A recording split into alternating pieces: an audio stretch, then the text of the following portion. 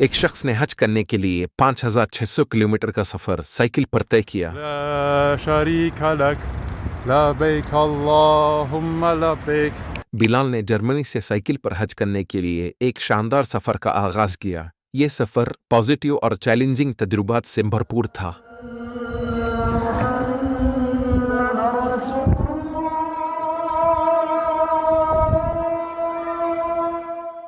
تین مہینوں میں 16 ممالک کا سفر کرنے کے بعد بلال نے مکہ مکرمہ پہنچنے کا اعلان کیا اور دنیا بھر کے تمام مسلمانوں کو عید کی مبارکبادی دی۔ الحمدللہ 3 مہینے کے بعد آخر کار میں اعلان کر سکتا ہوں کہ میں مکہ پہنچ گیا ہوں۔